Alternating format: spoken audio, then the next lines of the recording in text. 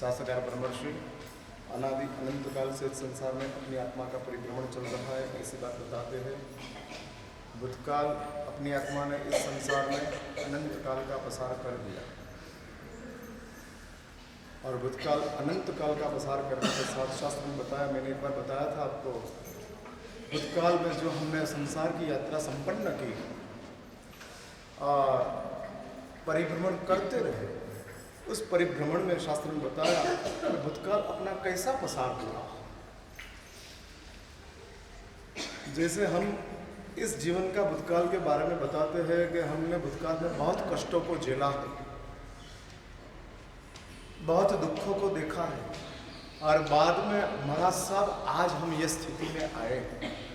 और मेहनत बहुत की, कुछ नहीं था। पिताजी जब चले गए थे तब कुछ रखकर नहीं गए थे और शून्य में से सब सर्जन किया है। ऐसी बात हम मानव जीवन के भूतकाल के लिए बोलते हैं, वैसा शास्त्र में अपनी आत्मा का एक अनंत काल का भूतकाल पसार किया है। दो बात मगज में फिट करके रखो, ये जीवन नया नहीं है और पहला नहीं। हमने पहली बार इंसान का जीवन प्राप्त कर लिया हो और उसमें हमने शायद गलती कर ली हो तो हम कर्म महासत्ता को कह सकते हैं कि कर्म महासत्ता पहली बार इंसान हुए और इंसान के जीवन में आकर हमने गलतियां की हैं, माफ कर दो। तो शायद कर्म महासत्ता पहली बार गलती की होगी तो माफ कर सकती है। कर्म की दुनिया में माफी की बात आती नहीं है। माफ करने का काम धर्म महासत्ता कर सकती है, कर्म महासत्ता नहीं करेगी। हाँ, कर्म महासत्ता के पास तो मार्शल लॉ चल रहा है, सर्वकत्यारशाही, डिक्टेटरशिप।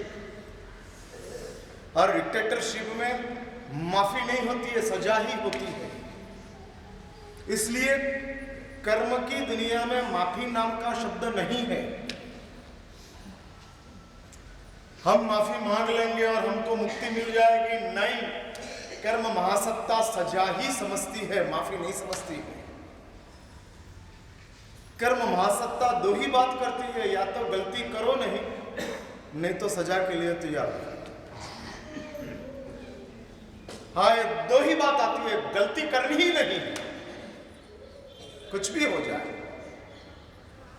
हाँ, गलती नहीं करनी तो कर्म महासत्ता कहती है कि गलती नहीं करने वाले को मैं सजा करती नहीं और गलती करने वाले को मैं माफी देती नहीं। हाँ, कर्म की दो नेचर है, कर्म की दो तासीर है। गलती जिसने नहीं किया है उसको मैं सजा नहीं करती हूँ, कर्म महासत्ता कहती है। हाँ, गलती ही नहीं किया तो क्या सजा नहीं होगी। और दूसरी बात, गलती कर लिया फिर वो महावीर की आत्मा हो, कर्म महासत्ता कहती है मैं देखती नहीं हूं। लेकिन परमात्मा महावीर वितराग बन गए, सर्वज्ञ बन गए। 56 साल की उम्र परमात्मा की थी। आज सर्वज्ञत्व के बाद 14 साल प्रभु ने पसार कर दिया और अशाता वेदनीय नाम का कर्म आ गया और परमात्मा को खून की टट्टियां हो गई। इतिहास ऐसी बात बताते हैं कि परमात्मा का शरीर क्रूश हो गया, खून ही निकल रहा था, खून ही निकल रहा था। सामान्य तरीके से तीर्थंकर देव को वितरागता और सर्वज्ञत्व के प्रकाश प्राप्त होने के बाद शास्त्र में ऐसा बताया है कि शाता वेदनीय का ही उदय रहता है। मैंने आरोग्य निरोगी रहता है। शाता वेदनीय का काम एक ही है, आरोग्य को निरोगी रखना। और आरोग्य निरोगी रहता है, वितराग हो गए, सर्वज्ञ बन गए, तीर्थंकर है, तो उसके लिए ऐसा एक रूल है कि वो निरोगी ही शरीर में अपना सर्वज्ञत्व का समय, वितरागता का समय पसार। लेकिन कर्म महासत्ता कहती है, परमात्मा महावीर की आत्मा ने साधना काल में बहुत कुछ कर्मों को खत्म कर दिया, लेकिन एक अशाता वेदनीय कर्म को परमात्मा महावीर खत्म नहीं कर पाए। नहीं कर पाए। और परमात्मा महावीर उसका भोगना पड़ा। और इतिहास में ऐसी बात लिखी गई, 56 साल की उम्र जब परमात्मा की थी तब 6 माह तक महावीर देव को खून की टट्टियां हुई है और महावीर देव कृष शरीर के साथ अपना समय पसार कर रहे हैं। इसलिए एक बात समझ के रखो, कर्म महासत्ता किसी को छोड़ती नहीं है। हाँ, कोई धर्म, कोई बचाव, कोई अपनी सिफारिश, कुछ काम नहीं लगता। हाँ, नहीं लगता है, मां करना ही पड़ेगा, उसके अलावा नहीं चलेगा। इसलिए कर्म महासत्ता एक ही बात बताती है, सजा मेरा कानून है और गुनाह नहीं किया तो मैं सजा करने के लिए तैयार नहीं हूं, वो मेरी प्रामाणिकता है। सजा कानून है और निर्दोष को सजा नहीं करना वो मेरी प्रामाणिकता है। हाँ, कर्म महासत्ता प्रामाणिक भी है और कायदा के साथ जीती भी। हाँ, प्रामाणिकता के साथ। गुनाह नहीं किया है, मैं सजा नहीं करूंगा। आज की कोर्टों में तो निर्दोष को अपराधी डिक्लेयर कर सकते हैं। हाँ, भारत का कॉन्स्टिट्यूशन ऐसा है कि जिस कॉन्स्टिट्यूशन में निर्दोष है वो अपराधी डिक्लेयर हो जाते हैं और अपराधी बनाकर उसको सजा दी जाती है। इसलिए निर्दोष को सजा करने का काम सरकार का है, कर्म का नहीं।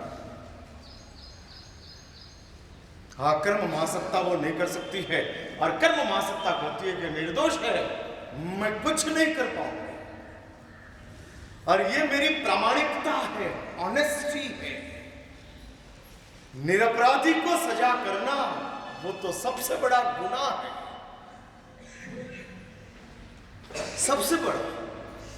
और एक बात कान खोल के सुन लीजिए, जिसको आप गुनहगार गिनते हो हकीकत में गुनहगार है ही नहीं। मेरी बात बराबर सोच के सुनना, गंभीरता से इस बात को लेना। जिसको आप गुनहगार समझते हो वो गुनहगार है ही नहीं। लेकिन महाराज साहब, इसने मेरा पैसा डुबाया, इसने मुझे बेइज्जत किया, इसकी वजह से महाराज साहब मेरा संसार टूटकर खत्म हो गया, हमारी पारिवारिक लाइफ तितर बितर हो गई, वही कारण है। जिसको आप गुनहगार समझते हो वो शास्त्रकार परामर्शी कहते हैं कि भाई तेरी गलती है, क्यों गुनहगार समझ रहा, क्यों समझ रहा। आप चलते थे, ऊपर देखकर चलते थे, रास्ते में पत्थर था, आपको दिखा नहीं और नहीं दिखने के हिसाब से आपका पैर में पत्थर लग गया और नाखून निकल गया, खून खून खून खून खून बहने लग गया। पत्थर ने मारा, हाँ पत्थर लगा कि आप पत्थर को लगे, कौन किसको लगा। हाँ, मंदिर, कभी कभी मंदिर में खंबे होते हैं जैसलमेर के जैसे, फिर हम देखते देखे बिना देखे चलते हैं, सीधा खंबा लग जाता है, फिर हम क्या बोलते हैं, हाँ खंबा लगा। कैसे आया था लगने के लिए, तू खंबा के पास गया, खंबा तेरे पास थोड़ी आया था। लेकिन हम बोलते हैं अपने आप को बचाने के लिए, खंबा लग गया, पत्थर लग गया। क्या पत्थर लगेगा, हाँ पत्थर लग गया। सच क्या है दुनिया में, बोले हम बोले क्या दोनों सच, क्या सच क्या है आप में समझ के रखो, एक बात सुन के रखो। रास्ते में पत्थर 15 दिन से था और 500 लोग उधर से गुजरे हैं, आपको अकेले को ही लगा, बाकी सबको नहीं लगा। क्यों? दोनों सच कैसे हो सकता है, नहीं हो सकता है। और एक ही बात है कि आपने पत्थर को देखा नहीं और पत्थर आपको लग गया। हम बचाव के लिए बोल देते हैं कि पत्थर लगा, हकीकत वो नहीं है। मुझे तो एग्जाम्पल देना है, उसके ऊपर चर्चा नहीं करनी है। मैं ये कहना चाहता हूं कि संसार में कुछ असुविधा उत्पन्न हो गई, हाँ असुविधा उत्पन्न हो गई और संसार अपना उल्टा चलने लग गया, उल्टा। हर ट्रेजेडी के साथ संसार अपना चलने लग गया। हम क्या करते हैं उसकी वजह से ये हुआ है, उसकी वजह से ये हुआ है। शास्त्रकार ब्रह्मर्षि कहते हैं नहीं, ये तो सब पत्थर है, लगा है क्यों? तेरी गफलत की वजह से। हाँ, तू बेदरकार था, तू केयरलेस था, इसलिए तुझे लगा है। पत्थर लगने वाला था ही।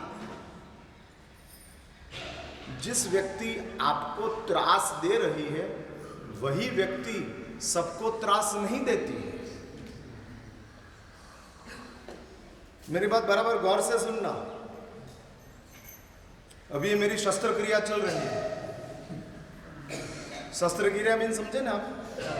हाँ हाँ, ऑपरेशन में समझे ना? क्या करने का ऑपरेशन में? हाँ, चीरफाड़ नहीं, गलत पार्ट को निकालने का, सही को संभालने का, उसका नाम शस्त्र क्रिया है।